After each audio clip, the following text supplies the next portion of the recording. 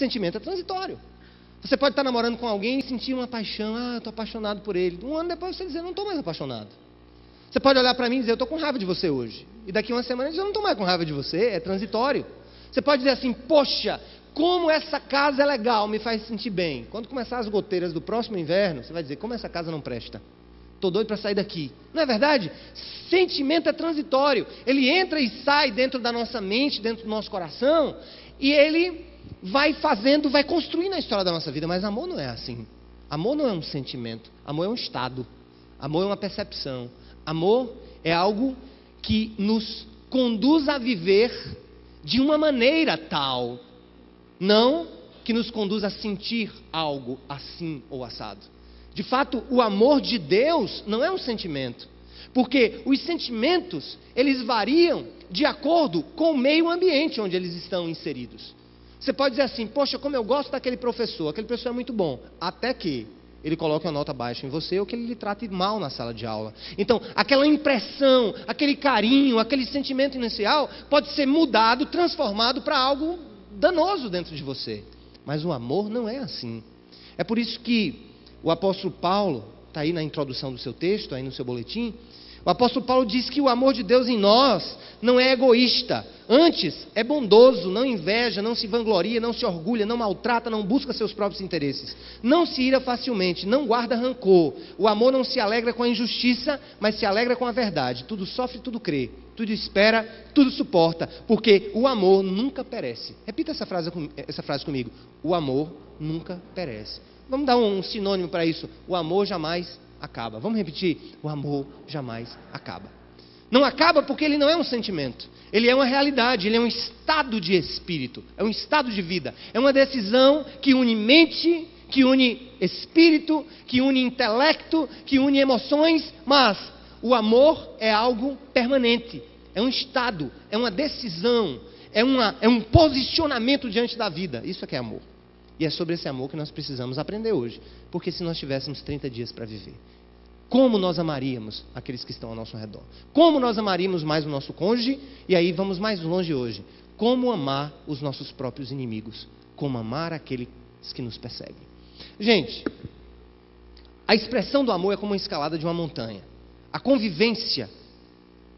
E aí os grandes arrependimentos que nós temos na vida, e eu falei sobre isso domingo passado, não são de negócios que nós não fizemos ou que nós fizemos. Como eu falei domingo passado, você não vai ver um cara na UTI, entendeu? Dizendo assim, poxa, que pena, eu devia ter comprado uma casa de 5 quartos, não de 4. Você não vai ver ninguém falando isso. Você não vai ver ninguém na UTI dizendo assim, poxa, eu devia ter comprado mais um terreno naquele loteamento. Você não vai ver ninguém dizendo, que bom, eu devia ter mudado de carreira, eu devia, sei lá, ter viajado não sei para onde, ao invés de não sei para onde. Não. Observe que o final da vida evoca dentro de nós crises e arrependimentos relacionados aos nossos relacionamentos. No final da vida a gente fala, poxa, eu devia ter tido mais tempo com meu filho, poxa, eu devia ter perdoado aquele meu primo, poxa, eu devia ter amado mais a minha esposa. Não é verdade, gente? Relacionamento é o que mais provoca arrependimento, remorso. E aí, para que a gente viva uma vida de amor genuíno, esse amor de Deus, a gente tem que escalar montanha todo dia. São várias montanhas que se colocam na nossa vida, que a gente precisa escalar para manter esse ideal. Primeira montanha, montanha dos mal entendidos. Montanha dos mal entendidos. Complete se quiser. Montanha dos mal entendidos. Que montanha é essa? Uma das coisas que estragam os nossos relacionamentos são os mal entendidos. Quantas pessoas deixaram de ser amigas por causa de mal entendidos? Quantas pessoas deixaram de conviver com as outras por causa de mal entendidos? Não, fulano disse isso, não porque ciclano fez aquilo, não porque aquilo que eu escrevi para você naquele dia. E aí é interessante que os mal entendidos, eles quebram tanto a nossa possibilidade de amar, que nós precisamos entender que é uma montanha mesmo que a gente tem que escalar todo dia. A montanha dos mal entendidos. Toda hora a gente passa por isso. Eu não estou colocando aqui desculpa para os nossos erros. Eu estou falando dos reais mal entendidos. E que nós precisamos saber lidar com isso, gente. Nós precisamos ser mais adultos para saber lidar com os mal entendidos. Porque senão, nós perdemos a possibilidade de nos relacionar bem com todas as pessoas. Se somos extremamente sensíveis aos mal entendidos, nós não conseguimos dar um passo a mais, um passo à frente. Eu não sei se você hoje, talvez Para pensar um pouquinho. Será que hoje você não vive um processo de mal entendido em sua vida? Será que você hoje não rompeu um relacionamento por um mal entendido? Ou seja, você não quebrou a possibilidade de um relacionamento por causa de um mal entendido? A montanha dos mal entendidos. A segunda, a montanha do primeiro eu. Primeiro eu. Primeiro eu, segundo eu e terceiro eu mesmo. Se há uma coisa que milita contra o ideal do amor de Deus em nós, é o individualismo exacerbado que converge para a autoexaltação e a busca dos seus próprios interesses. É interessante que hoje muitas pessoas se relacionam com outras com objetivos pessoais. Primeiro eu. Eu vou me relacionar com aquela pessoa porque aquele relacionamento vai trazer para mim um benefício. Primeiro eu. Primeiro eu. E isso está presente na vida dos nossos filhos desde pequeno. Quem tem filho aqui entre 5 e 12 anos? Levanta a mão. Vocês nunca passaram por um problema que eu passo, eu tenho certeza. Quando você tem mais de um filho, para saber a briga de quem vai na janela ou quem vai na frente. Vocês não passam por isso, né? Não, primeiro eu escolho. Eu vou na janela, pai. Eu vou na janela. Não, eu quero também. Então você já sai de casa assim, estressado com a montanha do primeiro eu. Nós estamos fazendo isso toda hora. Primeiro eu. Eu cheguei num casamento. Gente, eu fui para um casamento, eu fiquei de boca aberta. Eu esperei uma fila para comer.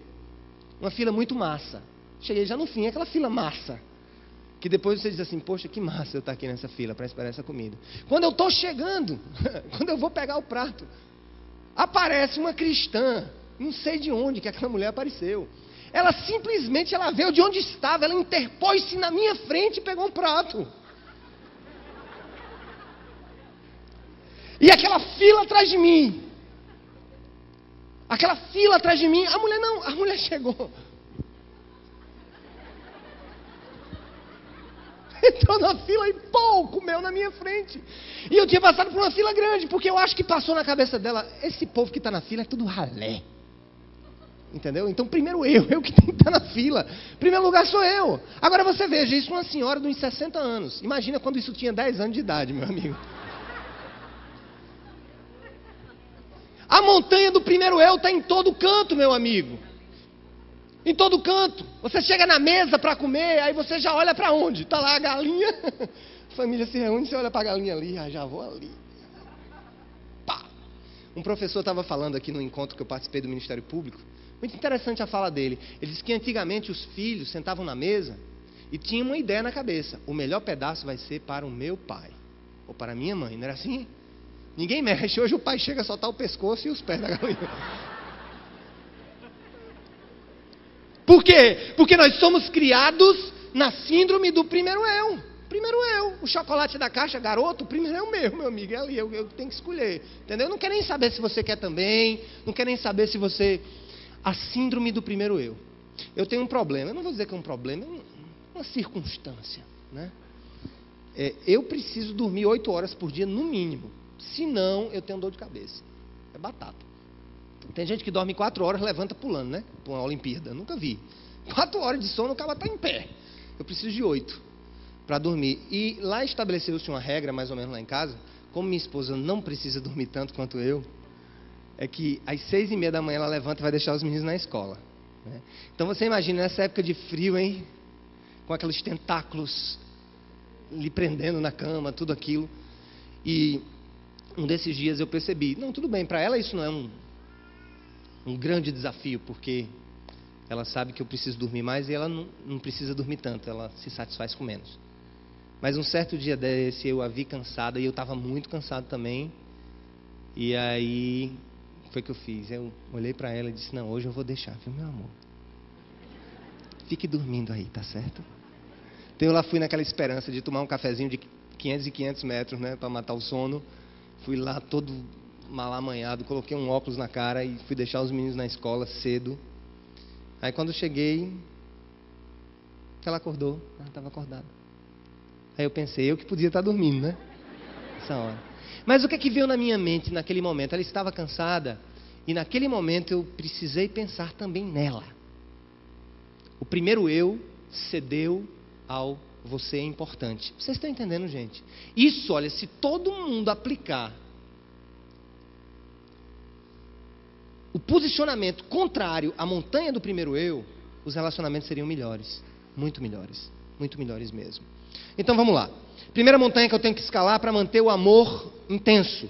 Montanha dos mal entendidos. Segundo, a montanha do primeiro eu. Terceiro, a montanha dos erros e pecados. Quero falar sobre isso. Montanha dos erros e pecados. Se mal entendido é algo que acontece sem a participação de nenhuma parte no processo de ruptura do relacionamento, ou com amigo, ou com tio, ou com filho, ou com marido, o pecado e o erro, sim, são destrutivos. Quando nós pecamos, nós trazemos para aquela realidade uma destruição relacional. E nós temos que entender que essa montanha precisa estar sempre sendo escalada. Como é que eu escalo a montanha dos erros e pecados? É estando pronto a reconhecer os meus erros e a pedir perdão todo o tempo. E mais, a também perdoar. Olha, hoje nós vivemos um processo muito complicado. Por quê? Para muitos essa montanha não existe. Porque para muitos esse erro não existe. Isso é uma coisa muito... Isso vem da criança, gente. É interessante, eu passei por uma situação engraçada com a minha filha.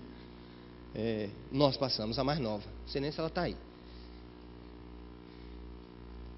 Ela tem 7 anos. Não, tem 6 anos. Aí ela vai para a escola. Aí ela mesmo conduz a volta. Pai, pergunta como foi a nota de comportamento de todo mundo. Aí eu começo do mais velho. Pai, não tem mais isso não. Já estou no ensino fundamental 2. A do meio diz, não, eu fui A. Bom comportamento. E você, Débora? Eu fui B. Fui B. Mas por quê você foi B? Então ela tem sempre uma história para contar. Papai, eu não sei, papai, porque eu fui B. Eu não sei porque a tia me deu B hoje. E aí o tempo foi passando, aí fizemos um desafio. Digo, Débora, vai ser assim. Você vai ter que ter 5 A's seguidos para eu lhe dar de volta aquele brinquedo que eu tomei, porque você anda tirando muito B. Tá combinado? Beleza, pai. E aí, 5 dias, 5 A's, feliz da vida, recebeu de volta. E aí a mãe dela foi buscá-la, Tamara foi buscá-la na escola, e ela teve B, depois da série de 5 A's. Eu acho que ela relaxou. Você não sabe o que foi que ela disse. Ela chegou na sala, na mesa do almoço, e disse, eu já sei qual é a explicação, mamãe. Todas as vezes que pai vai me buscar, eu tiro A, e quando a senhora vai me buscar, é B. Vocês estão entendendo a moral da história? Neguinho quer arrumar uma desculpa para tudo. Digo, você deixa de conversa sua cabrita, que você vai apanhar. Que negócio é esse? É isso mesmo, sim, pai, é. Quando amanhã vai me buscar, é B. Quando você vai me buscar, é A. Vamos buscar amanhã. Vai ver se eu não tiro A. Gente, a montanha dos erros e pecados. Como nós somos assim? E isso acaba com os nossos relacionamentos. Isso vem de pequeno. Nós precisamos escalar essa montanha. Quais são as 3 montanhas? Montanha dos mal entendidos, montanha do primeiro eu e montanha dos erros e pecados. Mas aí nós passamos para uma outra questão. O amor, por outro lado, precisa ser vivido através de algumas lindas realidades. Eu chamo essas lindas realidades, sabe de quê? Dos equipamentos que eu preciso usar para subir a montanha. Olha, eu não entendo nada de alpinismo, não entendo nada de rapel, nem me chame que eu não vou. Mas uma coisa eu sei, uma boa escalada exige bons equipamentos. Não é isso? Quem faz rapel, quem faz essas coisas? Vocês sabem que bons equipamentos nos possibilitam subir e descer com tranquilidade. E aí, vem algumas dicas bíblicas para que essas montanhas sejam escaladas, para que a gente ame aos outros intensamente e para que a gente olhe a vida com outros olhos. Primeiro dos equipamentos, o equipamento da aceitação. Aceitação. Aceitação. Qual é a base bíblica para isso? Romanos 15, 17, quando Paulo ensina, aceitai-vos uns aos outros, assim como Jesus Cristo os aceitou. O que significa isso? O que é aceitação? Algumas pessoas podem achar que a aceitação é você ter aquela omissão diante do pecado do outro. Não é isso. Aceitação não é omissão diante do pecado do outro. Aceitação não é você dizer, meu filho é assim mesmo, ele bate na minha cara todo dia, o bichinho. Foi criado desse jeito, violento. Tadinho, vem meu filho, bata de novo. Isso não é aceitação, isso é omissão. Aceitação é um processo de compreensão muito simples, mas que nós tornamos muito complexo, de que as outras pessoas não são iguais a nós. O seu marido não é igual a você, nem a sua esposa é igual a você, nem o seu filho é igual a você. 3 filhos, 3 realidades. 3 gêmeos, 3 cabeças. Você já viu isso? Às vezes 3 gêmeos, cada um é de um jeito. Cada um tem uma perspectiva. Cada um pensa de uma maneira diferente. Cada um age de maneira diferente. Nós somos, gente, um mosaico. Um mosaico de complicações e de opções pessoais, e de jeito pessoal, de personalidade. É interessante que nós, muitas vezes, casamos e nós queremos fazer a transferência da forma com a qual Deus nos fez para o nosso cônjuge, ou a transferência daquela forma para o nosso amigo, ou transferência daquela forma para o nosso irmão. Não sei se você já teve essa oportunidade. Pegue um bolo, asse o bolo em uma forma, uma receita boa na época junina. Asse um bolo numa forma redonda. Após, pegue o bolo redondo e encaixe-o em uma forma retangular. O que é que vai acontecer com o bolo? 2 coisas. O bolo vai ser decepado nas pontas, e o que couber dentro da forma vai ficar sobrando espaço. Ah, porque o meu marido é assim. Tem gente que reclama do marido. Meu filho, eu não entendo você, meu filho. Eu assisto um filme e eu bolo de rir. Ou senão, aí tu fica calado, rapaz, com uma cara séria. Eu morro de chorar, meu filho. E olho para você, tá você rindo, meu filho. Como é que pode isso? Isso é uma insensibilidade. Esse homem não tem coração. Esse homem é assim. Eu fiz uma pergunta no primeiro culto que eu me espantei. Você sabia que tem gente que chora? Aliás, tem gente que chora achando graça? 10 pessoas levantaram a mão no primeiro culto. Vamos fazer a conta aqui. Quantas pessoas aqui choram achando graça? Levanta a mão. Ixi, que é gente, meu Deus. 1, 2, 3, 4, 5, 6, 7, 8, 9, 10. Não, levanta mesmo. Esse povo que está com a mão levantada chora achando graça. Aí você vai dizer, é doido. É maluco. É maluco. Quantos aqui, quando estão passando por uma crise muito grande, que está uma discussão, não consegue falar nada, fica calado? Aí o cônjuge diz, fala alguma coisa, nojento, abre a boca, rapaz. Fala alguma coisa, diz alguma coisa, você não vai dizer nada. É interessante como isso acontece nos relacionamentos. Eu vou falar um pouco do meu relacionamento, né? Estou expondo a minha casa, abrindo aqui a minha casa. E Samara, minha esposa, é toda certinha, com as coisinhas, tudo guardadinho. E eu sou todo estabanado, entendeu? Sapato num canto, meia no outro, cueca no outro, entendeu? É bagunça geral. Então, ela passou 10 anos brigando comigo. Mas amor, é porque eu me esqueço, amor. Mas amor, e coisa e tal, vai pra cá. Outro problema que a gente tem é que eu vou pro banheiro e esqueço de levar a toalha. Isso quando é 1 vez, 2 vezes, 3 vezes. Mas quando acontece a vida toda, um dia ela estourou comigo. Um dia eu fui pro banheiro e disse, amor, tô aqui no banheiro. Sim, o que é? A toalha. Essa mulher entrou um bicho dentro do banheiro, meu amigo. Eu disse, vai me comer, vai me matar agora. E ela é organizadinha demais. Chega da agonia. Entendeu? Cadê aquele negócio que eu botei não sei aonde, tá a hora, debaixo não sei de quê? Eu sei lá. Nós somos diferentes demais. E o casamento, o relacionamento com amigo, com primo, com pai, com filho, onde a gente vive para mudar o outro, a gente estraga a possibilidade de amar intensamente. Isso não é uma desculpa para que você seja bagunçado o resto da vida, nem que você seja certinho o resto da vida. Eu acho que com o cruzamento das tintas, ela ficou menos estruturada e eu fiquei um pouco mais estruturado nesse processo. Gente, nós precisamos entender que não existe amor sem aceitação. Olha como Jesus nos aceitou de maneiras diferentes. Cada um com sua doidice, cada um com sua mania, cada um com seu jeito, cada um com seu estilo de louvor. O cara reclama porque o outro levanta a mão e começa a gritar, aleluia, glória a Deus, Senhor. Aí diz assim, você é um doido, homem, pelo amor de Deus. Aí o que grita olha para o outro que está ali. Diz assim, homem frio, meu Deus, coração frio. E ainda diz assim, manda fogo, Jeová, queima para ver se ele... E outra coisa, se puder dar um chute na perna assim, vai, louva. Caba frio danado. Você já notou que a gente é assim? Agora, o que é que acontece? Nós vivemos em um ambiente de aceitação. Aqui na Cidade Viva a gente canta música lenta, música rápida, brinca disso, brinca daquilo. No domingo de manhã teve coral. Enfim, essa aceitação das diferenças que compõe o mosaico do amor genuíno. Quando nós não vivemos assim, o amor é uma utopia, tá certo? Então vamos lá. Primeira arma, primeira máquina, aceitação. Primeiro equipamento para escalar essas montanhas, aceitação. Romanos 15, 7. Segundo, ações de amor. Tais como ações de amor. Primeira ação de amor, consideração. Filipenses 2,4. Diz lá, cada um cuide não apenas dos seus interesses, mas dos interesses dos outros. Consideração. Se você não vive para buscar os interesses da pessoa com quem você convive, você não a ama. Se você convive com pessoas de maneira utilitarista, porque aquelas pessoas podem lhe dar alguma coisa que é do seu interesse, isso não é amor. Amor existe quando eu olho para o meu amigo, quando eu olho para o meu vizinho, com as pessoas com quem me relaciono e penso nela, eu considero aquilo que é importante para ela. E eu luto para que aquilo aconteça. Eu luto para fazer aquilo. Isso é consideração. Segundo ato, além da consideração, cooperação. Cooperação.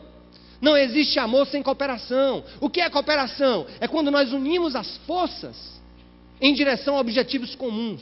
Eu faço algo, você faz algo. É assim que a gente constrói o casamento. É assim que a gente constrói relacionamentos. Olha, eu vou dizer uma coisa. Eu tenho visualizado relacionamentos doentes. Doentes. De pessoas que não são cooperadoras uma da outra. Se abraçam, são amigos, entre aspas. Mas muitas vezes há um só que é o burro de carga naquele relacionamento.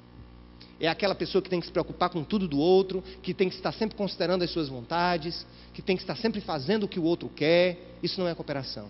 Muitos entram, não entendem que os relacionamentos são posicionamentos que nós temos no mesmo time. No mesmo time, gente. Às vezes nós pensamos que entramos nos relacionamentos para, de alguma maneira, militar contra o outro, lutar contra o outro. Quem é que vai ganhar? Quem é que dá mais? Quem é que vai receber mais dividendos desse relacionamento? Isso não é cooperação. Cooperação é quando a gente de fato une esforços para fazer as coisas acontecerem.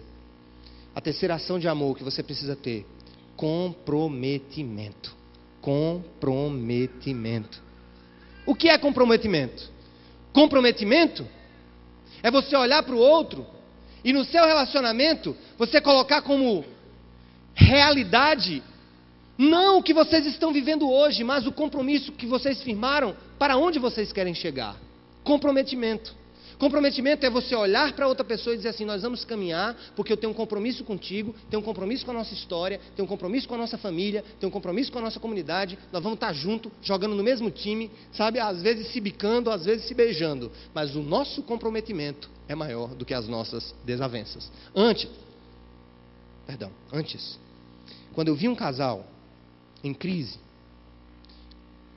ou quando você começa a conversar pessoas que estão vivendo crises relacionais, qual é a tendência primeira? Presta atenção. Você vai se fixar no problema, não é isso que está acontecendo? Aí você fica no meio. Já viu briga de marido e mulher e acaba no meio? Meu amigo, novela. Você não sei o quê, você não sei o quê. Você fica feito jogo de tênis, né? Assim. Você não sei o quê, você não sei o quê, você não sei o quê. Mas ele faz isso, ele faz aquilo, ele faz isso, ele faz aquilo, ele faz isso, ele faz aquilo. Não dá porque ele me trata assim, não dá porque o nosso casamento acabou e tal. Antes eu ficava tentando resolver o problema como problema. Hoje eu entendi que a melhor maneira de você unir duas pessoas é mostrar para elas os objetivos comuns que elas traçaram no passado como um comprometimento um com o outro. Peraí, me diga uma coisa. Quando vocês se conheceram, qual era o objetivo que estava em mente? Que comprometimento estava em mente? Não, nós estávamos juntos porque nós queríamos chegar em tal lugar, nós queríamos fazer isso, porque nós prometemos que viveríamos um para o outro. Esse é o comprometimento. É algo que você não se descola dele. Pode chover canivete no meio do caminho, mas é o comprometimento que faz com que as coisas tenham cola. E aí, gente, eu tenho duas histórias muito bonitas para contar para vocês. Uma é de um técnico de beisebol, de um time americano, que ele foi conhecido por sua honradez, conhecido por ser um cara honesto, por jogar limpo, por estar sempre dizendo aos jogadores: olha, não bata no outro, ou seja, jogue limpo, não faça não maltrate o inimigo, ou seja, trate bem, respeite o concorrente, respeite o time adversário. E ele foi conhecido por sua ética em campo, por sua ética fora de campo e principalmente por sua ética dentro de casa quanto marido. Um marido super devotado, um marido super dedicado aos filhos. E ele tinha uma, como é que eu poderia dizer? Ele tinha um exercício anual onde ele reafirmava o compromisso que ele tinha com a mulher, o comprometimento. E aí todo dia 21 do mês 3 de cada ano, ele escrevia uma carta e dizia, através dessa carta, eu quero reafirmar o meu compromisso contigo, coisa e tal, para reafirmar o quanto você é importante para mim, o quanto eu amo você, o compromisso que nós fizemos de estar juntos, estar aqui, de nos respeitarmos, estar aqui, tal, tal. E a esposa pegava, colocava aquela carta dentro de um recipiente e pegava aquele recipiente, aquela caixinha, guardava debaixo da cama, do seu colchão, no lugar que ela dormia. E aí, conta-se que aos 80 anos de idade, esse técnico, chegou aquele dia, ele escreveu de novo a carta, ele fez de novo a carta, colocou, isso é um comprometimento, é um compromisso que eu tenho contigo, pela pessoa que você foi na minha vida, pela importância na minha vida. E a diferença é que já fazia 14 anos que a mulher dele tinha falecido. E ele chegava e colocava essa carta na mesma caixinha desta feita debaixo do travesseiro dela, não idealizando que ela estaria ouvindo ou que ela estaria se comunicando com ela, mas dizendo assim, como foi belo o compromisso que eu tive contigo. E eu peço a Deus que um dia eu tenha a oportunidade de vê-lo de novo na eternidade. Sabe o que é isso? Comprometimento, compromisso. Uma outra história de um homem que teve o mal de Alzheimer, e aquilo foi evoluindo até o ponto dele precisar ficar internado no hospital. E todos os dias a esposa dele ia, visitava, abraçava, fazia carinho, dizia que amava, dizia o quanto era importante. Depois de vários meses, o enfermeiro chegou para ela e disse, minha senhora, tire uma dúvida minha. A senhora sabe que o seu marido não entende nada que a senhora fala. A senhora sabe disso? Sei. A senhora sabe que ele não sabe quem é e quem é a senhora? Sei. Eu sei tudo isso, mas eu quero dizer uma coisa. Talvez ele não saiba mais quem eu sou, mas eu sei quem ele é. Eu sei quem ele é. Eu sei da nossa história. Eu tenho um compromisso com esse homem. Vocês entendem? Isso precisa ser a tônica dos nossos relacionamentos. Comprometimento. Montanha dos mal-entendidos, do primeiro eu, dos erros, que devem ser escaladas com aceitação, com ações de amor, consideração, cooperação e comprometimento. Mas, finalmente, com a capacidade de perdoarmos um ao outro. Capacidade de perdoarmos precisa ser muito intensa dentro de nós. A capacidade de perdão é diretamente proporcional à intensidade do verdadeiro amor. Quem não perdoa não ama. Quem não perdoa não sabe o que é amar. Quem não perdoa vive o sentimento do amor condicionado pelas circunstâncias e não o estado de ser incondicionado, incondicional e alimentado pelo próprio Deus. Nós vamos ver agora um vídeo muito curto. Queria que vocês prestassem bem atenção. É o vídeo de uma mulher que depois de 30 anos de casamento recebeu de Natal um presente do marido. Petição de divórcio. Depois de alguns meses, recebeu a notícia de que seu filho, estudante, tinha sido assassinado. Vamos ver como essa mulher reagiu diante dessas duas realidades. Bem, 2006 foi um ano bastante devastador para mim. Depois de viver 30 anos com meu marido, no Natal, ele me presenteou com papéis de divórcio. Não me lembro de ter passado por nada mais doloroso e devastador do que isso, até chegar a 13 de abril de 2006. Brian, meu filho de 22 anos, estava na faculdade, longe de casa, Brian foi encontrado no sofá com violão. Acharam que ele, devido à depressão, pelo pai ter saído de casa, Brian sofreu muito. Pode ter tomado drogas ou coisa parecida. Como mãe, sabia que não era verdade, porque meu filho era devoto a Deus. Tinha sido batizado em 2000. Em 4 de outubro, eu recebi um telefonema do promotor público dizendo que 2 homens foram presos pela morte de Brian. Eles tinham matado. Um dos homens amados estava em liberdade condicional quando Brian foi morto. As acusações foram acertadas com um outro condado e ele foi extraditado para o condado onde Brian fora morto. E o julgamento seria na semana seguinte, dia 9 de outubro. Ele perguntou se eu poderia comparecer e fazer um relato. Orei para Deus me ajudar porque não sabia o que fazer. Bem, fui até a sala do promotor e ele me perguntou se eu tinha um relato. Eu disse que sim, que tinha uma cópia comigo. Ele me pediu para ver, ele leu a carta, saiu e quando voltou disse que iria me levar ao tribunal.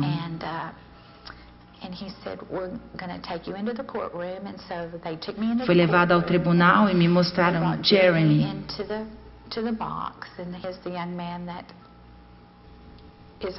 O homem que estava sendo julgado pela morte do meu filho. O juiz me disse, senhora, agora é sua vez de falar. Ele me levou à frente do tribunal e começou a me explicar que ali era um tribunal. Que eu não podia gritar, amaldiçoar ou dizer impropérios ao jovem homem.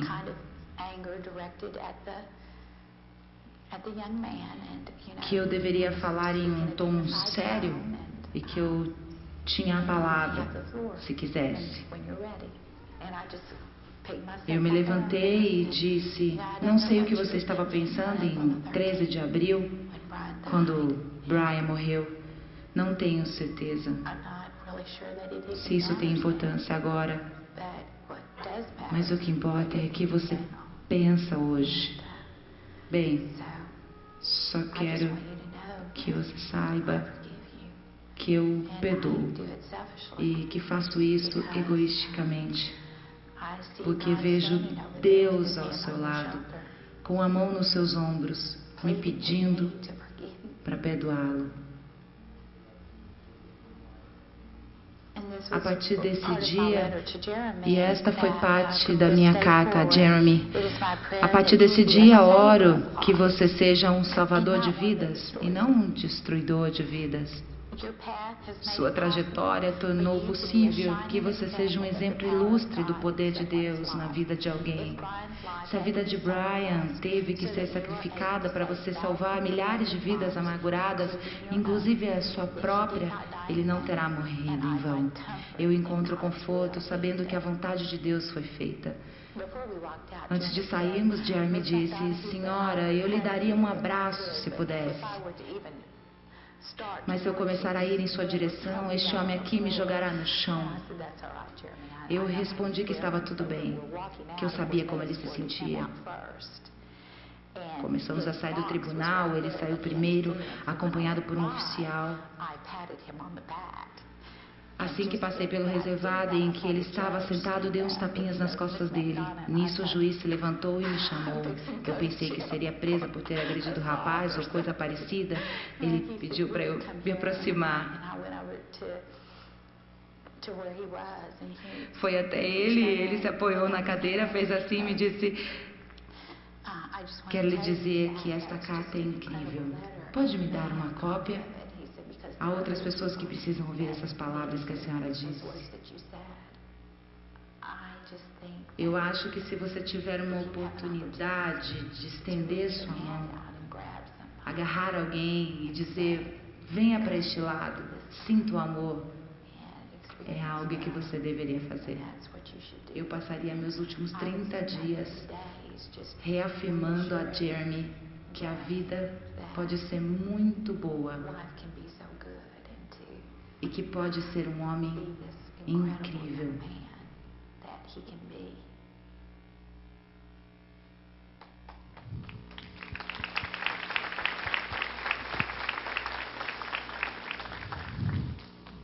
Amar intensamente é algo que não acontece quando o perdão também não é intenso. Essa mulher sentiu talvez uma das maiores dores da vida dela ao perder o filho. Mas ela encontrou em Deus a capacidade de não tornar a sua vida uma amargura.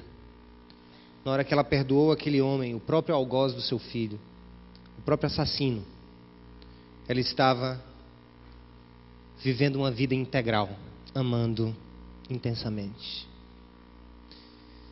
É muito fácil a gente amar quem nos ama. É muito fácil a gente apoiar quem nos apoia e ajudar quem nos ajuda.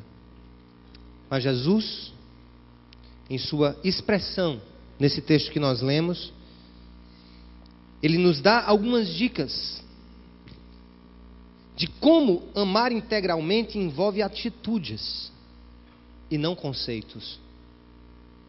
Escute, amar integralmente envolve atitudes e não conceitos. Primeira coisa que nós vemos no texto que nós lemos lá em João 13, já nos levando ao final dessa mensagem, é que nós precisamos amar de maneira perfeita. É o primeiro ponto, final. Amar de maneira perfeita. No versículo 1 é dito: Jesus os amou até o fim, incondicionalmente, perfeitamente, totalmente, dedicadamente, de corpo, alma, coração e espírito. Jesus amou os seus apóstolos. Amou até as últimas circunstâncias da vida dele, sabendo que ia morrer. Segunda coisa, para se viver uma vida intensa e digna, nós precisamos aprender a amar os nossos inimigos. Amar os inimigos. Que coisa terrível. Não me peça isso, isso é um desafio muito louco. No versículo 2 está dito que estava sendo servido o jantar e o diabo havia induzido Judas, filho de Simão, a trair Jesus. Ou seja, Jesus já sabia de tudo. Ele estava com o inimigo do lado dele. Ele estava comendo com o seu inimigo. Ele estava comendo com alguém que poucas horas depois iria entregá-lo para ser julgado e morto. Um homem que ele havia escolhido para andar com ele, que andou com ele 3 anos e meio, um homem que teve a oportunidade de ver as coisas mais lindas. Olha, eu vou dizer, os apóstolos foram muito privilegiados, porque viram o que viram. E nós ainda nos alegramos que no futuro, um dia veremos tudo face a face. Mas aqueles homens viram coisas incríveis acontecerem, Judas também. E ele teve a capacidade de amar os inimigos. A terceira coisa é que amar resulta em amar buscando os interesses dos outros. Foi o que Jesus fez. No versículo 3, ele diz: Jesus sabia que o Pai havia colocado todas as coisas debaixo do seu poder, e que viera de Deus e estava voltando para Deus. Jesus sabia de tudo. Ele era o soberano encarnado, o Deus vivo no meio de nós, sabendo da sua vinda, da sua obra e do seu futuro. Ele sabia que ia ser glorificado. Ele sabia que era o Senhor do universo. Ele sabia quem Judas era e ele sabia quem ele era. Ele sabia quem ele era e ele conhecia os seus apóstolos. Mas naquele momento, tudo que Jesus não fez foi defender os seus próprios interesses. Reflita sobre isso. Jesus não, em nenhum momento ali, refletiu sobre os seus interesses pessoais, mas os interesses dos outros. É interessante, gente, que se você observar a retratação da paixão de Cristo por Mel Gibson, no filme A Paixão de Cristo, um filme muito cruento, um filme difícil de assistir, inclusive censurado para menores de 18 anos. Tão fortes são as cenas daquele filme. E há uma cena que me chama muita atenção, que é no início do filme. O filme começa no Getsemane. O filme começa diferente de todos os outros. Começa já no momento da agonia de Jesus, depois dessa ceia, depois do capítulo 13 ter acontecido. Já é no momento que ele sai com os apóstolos e ele vai para um jardim e ele vai passar uma noite de vigília colocando a vida diante de Deus. Sabe o que aconteceu ali? Ele começou a passar por uma agonia muito profunda e a sua humanidade falou também alto, porque ele era 100% humano. Suas dores, aflições, angústias, incertezas, a dor de tudo que estava sendo posto sobre ele como responsável. Gente, eu não sei o que é que se passa com você, não sei se você já teve a oportunidade de ser injuriado, ou de receber a culpa de outra pessoa. Você já teve essa oportunidade? Como é que você se sente? Receber sobre você algo que não é seu. Você já teve essa experiência? É doloroso, né? Quando a gente recebe sobre nós o que é nosso, é mais fácil de lidar. Mas quando a gente recebe sobre nós o que não é nosso, é muito difícil, é muito mais doloroso. Era o que Jesus estava passando. Ele estava recebendo toda a condenação da humanidade sobre ele naquele momento. E o Mel Gibson, ele retrata, aquilo não é dito, aquilo não está dito no Evangelho, mas aquilo aconteceu de fato, porque o próprio diabo usou Pedro para tentar demovê-lo da ideia de ir à cruz, quando Pedro disse, você não vai, Senhor, você não precisa passar por isso. E tantos outros momentos que ele passou em que a necessidade de ir até a cruz para atender o interesse alheio poderia ser tirada do coração de Jesus. Houve tentativas disso, mas Mel Gibson trata isso na figura de uma mulher de rosto branco, representando a morte, representando o inferno, representando o próprio Satanás, coberta de preto e dizendo, olhando para ele, para que você vai fazer isso? Para que você vai fazer isso? Está vendo o que você está fazendo? Ninguém suportaria a dor de toda a humanidade sobre os próprios ombros. E aí Jesus, dando ouvido a isso, ele começa a clamar, Pai, Pai, Pai. E ela perguntava, quem é teu pai? Quem é teu pai? Quem é teu pai? Quem é o seu pai? E é na hora que Jesus entra no clímax da quebra do interesse pessoal pelo interesse dos outros. É quando ele, no momento de toda essa dor, transpirando gotículas de sangue, ele diz, Pai, se possível, afasta de mim esse cálice. Ali estava em jogo o quê?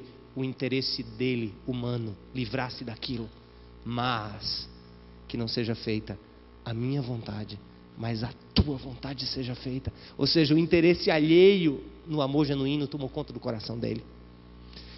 Gente, a gente não sabe o que é amar quando a gente só busca os nossos interesses. Ponto 4. Nós precisamos também amar através do serviço.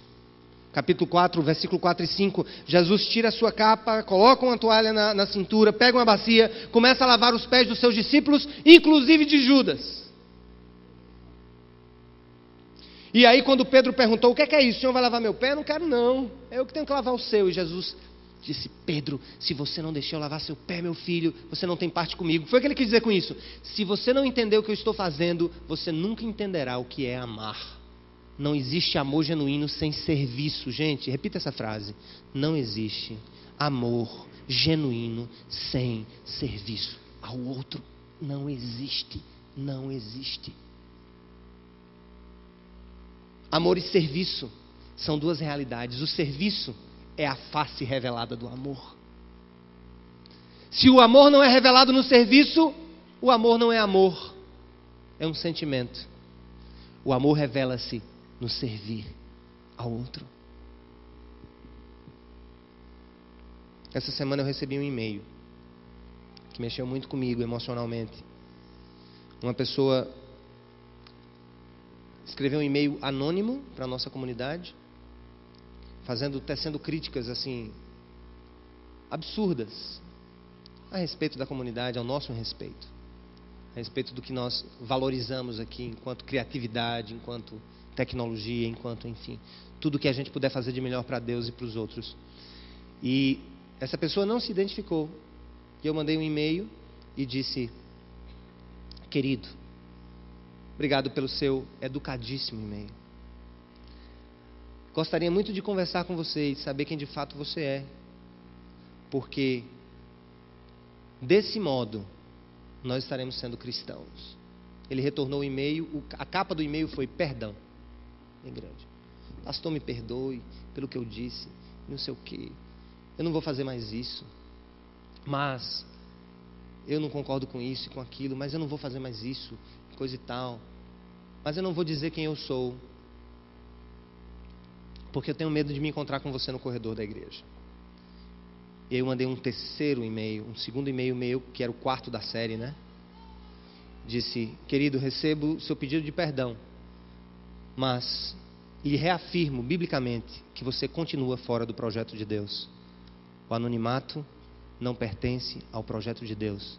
Se você quer servir a mim, se quiser servir a essa comunidade, você precisa ter coragem de dizer quem você é. E aí ele escreveu o 5º e-mail da série e disse: não vou me identificar. Eu amo demais o Senhor e amo demais a minha igreja. E estou dentro do projeto de Deus. Aí eu mandei o último e-mail da série. Disse: meu querido, lhe reafirmo, onde há a omissão, não há o amor. Se você diz que nos ama, mostre quem você é. E ajude-nos a construir, junto com você, o futuro da comunidade.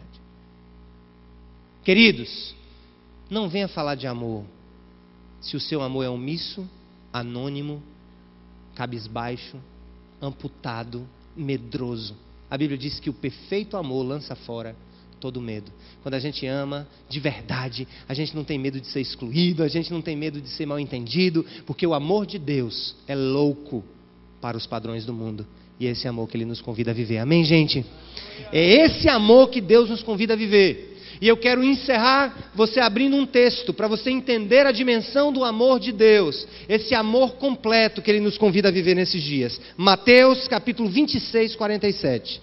Enquanto o grupo se prepara para subir, nós já vamos ver aqui Mateus capítulo 26, palavras de Jesus para Judas nos últimos momentos da sua agonia no Getsemane. 26, 47. Mateus 26, versículo 47. Diz assim a palavra de Deus.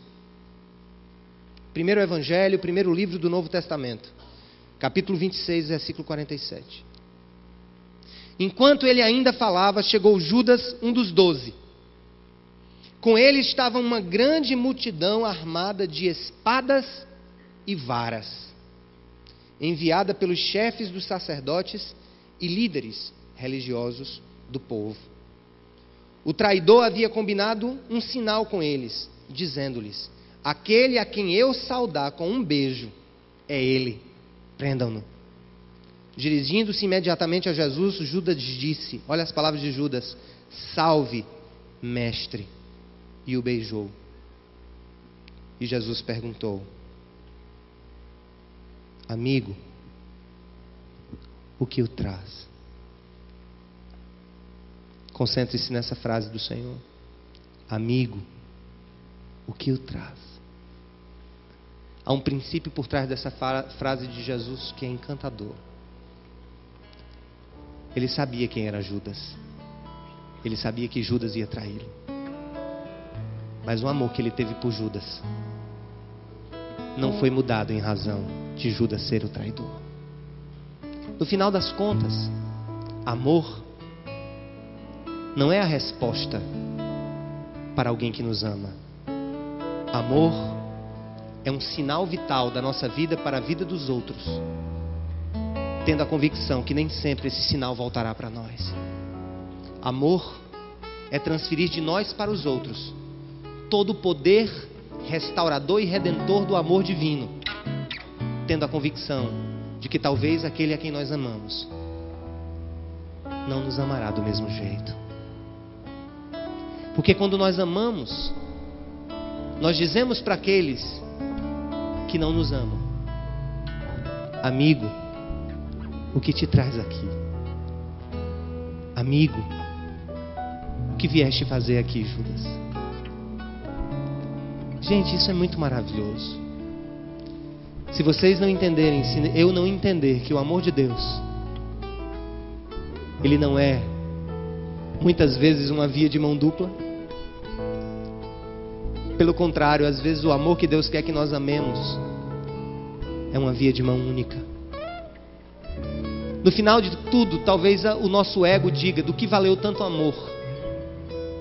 A sua resposta vai ser: o meu amor valeu não pelo que o outro fez em troca, mas quando eu amo, eu me assemelho a meu Senhor, aquele que me ama mais do que qualquer pessoa nesse mundo. Por isso, marido, ame a sua esposa. Esposa, ame o seu marido. filho, amem os seus pais. Pais, amem os seus filhos. Amem os seus amigos e amem os seus inimigos. Porque quem não ama assim, não ama completamente. Quem não ama assim, não conhece o amor verdadeiro. Eu queria que você fechasse os seus olhos agora e pensasse: Deus, eu tenho amado desse jeito. Eu quero amar desse jeito.